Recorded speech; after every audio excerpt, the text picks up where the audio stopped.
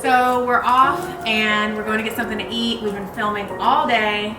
Your girl's hungry.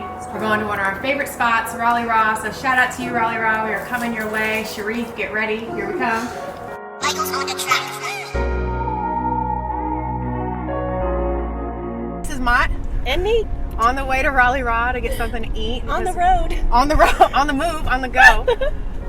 We've been filming all day, and we have intentionally put in a lunch break where we are headed to one of our favorite spots. Yes. So Raleigh Raw is this dope, conscious, amazing, like poke bowl slash what? So good. Bomb playlist. Bomb playlist. Good energy.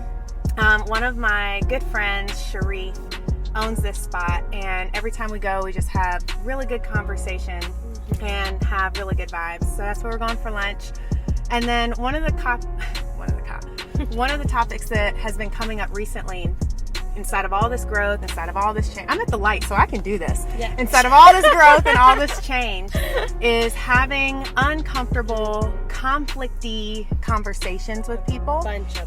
A bunch of them. And I don't think that's something that I was really aware of whenever I was on this growth plan I call it a growth plan, but when I was on this track of growth, I had all these trajectories of things that I was trying to really like go for in my life. But along the way, you piss people off, and sometimes they don't understand your change and why you're doing it. So having these conversations has been so important inside of the growth, and I've gotten pretty comfortable with having dicey conversations with people. Yeah, I think too, we've talked about like setting boundaries, and whenever you're having a conversation of explaining said boundary to someone, dicey conversation. Sometimes you have to, like you said, let people go, dicey conversation. Or even if your expectations of someone have changed and you have to like kind of, I don't want to say check somebody because that sounds awful, but especially in a place of leadership, there are times that you have to, course correct. So I will say, if you're new to our page, this is Garnish Your Growth on the go. Our first episode on the go. On the road. We're based here in Raleigh, North Carolina. We're currently on Capitol Boulevard, headed downtown, where that's Niko's stomping ground. She is my lead stylist. I own a salon here, an extension studio called Garnish.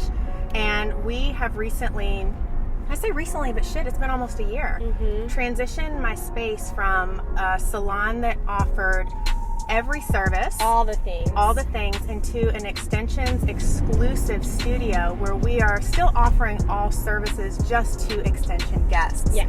To make it really easy for that guest to have that one-stop place where they can get every and anything that they need, along with really beautiful, like custom extensions that really look like they're growing out of your head. We pour all of our energy into transforming women through the art of hair. That's our go-to. Yeah. And in doing that, that's like the sweet spot where we landed, where now we have the ability to create that for women that fly in, drive in.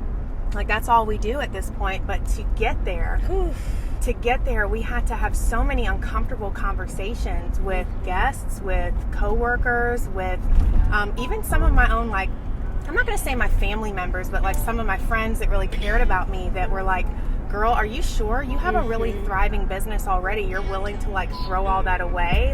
Some of these people are going to be pissed, and how are you going to explain this? And the only thing I can really think of is that this is what I was destined to do. This was my calling. This is what I was put on this earth to do.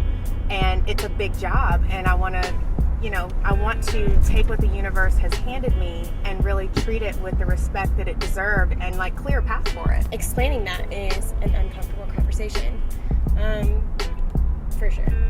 A lot of people don't understand either. So one of the things that continues to show up is intention. And anytime I'm about to have an uncomfortable conversation with someone, whether it be a friend, a sibling, a coworker, somebody who works in my studio, I always try to set my intention for the conversation. Very much so is the wrong word. But I try to set the intention for the conversation, and it would sound something like, okay, so I know what we're getting ready to talk about might be a little uncomfortable or kind of dicey, and I know you feel really passionate about this. And I just wanted to go ahead and put it out there because I know that this is going to be a little uncomfortable. Yeah.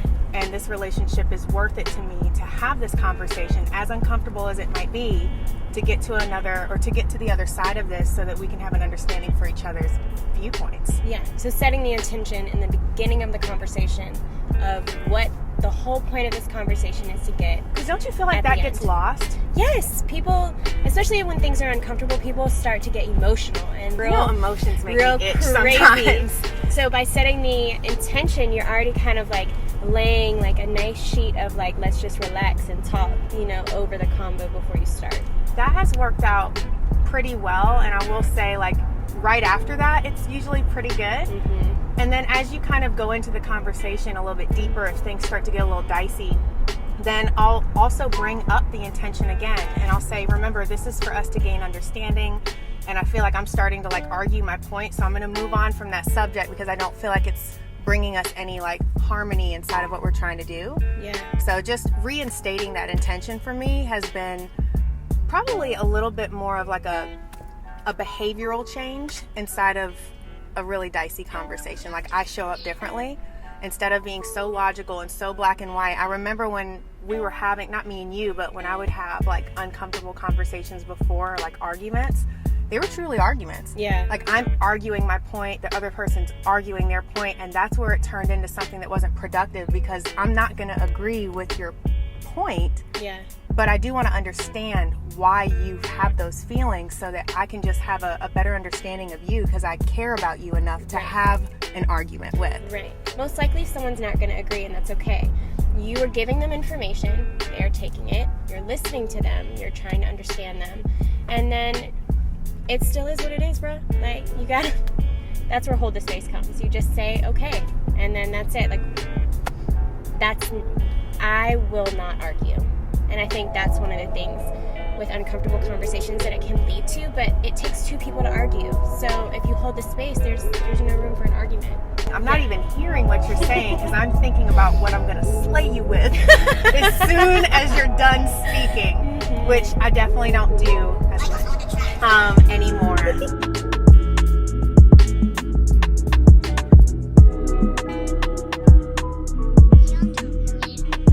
If you win, you still fucking lost because that person walks away from that conversation feeling unheard and not understood, and their confidence is low. Like, they walk away with all these negative feelings versus actually cutting off my banter in my head, which was so fucking hard for me to do because there's a lot, like when somebody's really getting a rise out of you, as they're talking, which kind of brings me into one of the last things that I try to do now. As they're talking, that verbiage that I have in my mind, I had to learn how to shut off. And then I also had to learn how to, there's listening, but one of the things that helped me really be able to communicate with someone effectively was to really let them know when they made a valid point. Like giving them you know what, I actually understand that. I might not agree with it for my life, but instead of me saying that, well, I understand, but I don't agree, it's almost known that you don't agree based on your stance. Right. And then inside of just communicating with that person, letting them know that, you know what, I hear you. Right. I hear you. I hear what you're saying. I receive what you're saying, and not in a snarky, shady ass way. Tone is very important. Tone is very important. Tone is super important. And I think too, just energy. Like, if you go into it hostile, we had this conversation before. I had to have an uncomfortable conversation with a client, and I was already kind of like, I won't say hostile, but I was already feeling negatively about how it was going to go. And I remember you telling me, like, wait, take a deep breath, like, relax, like, set your intention and go into it feeling positive about it, because if you go into it thinking it's going to be negative, it will be, and you'll carry that, and they'll feel that. It'll be in your tone, it will be in your posture and body language. Like, all of those things will affect how the conversation will go. This is something that I also bring into my professional life. I'm like the leader of my ship. I also have a lot of freelancers that I work with, and videographers, and account managers and ghostwriters, and all of these people are their own boss. Right. So I'm talking to someone, and I want to make sure that there's a lot of areas of gray, especially with things that have never been done before. And I set the intention a lot. And not because we're having an uncomfortable conversation, but I think everybody gets put in a peaceful place when they know where you're coming from. Right.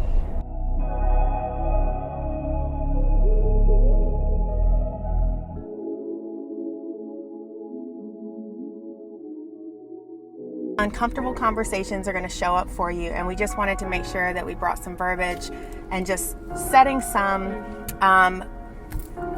I want to say intentions because that's what we were talking about, but that's not it. Just maybe like a frame, like putting it in, setting a frame so that you felt really prepared to maybe have some uncomfortable conversations.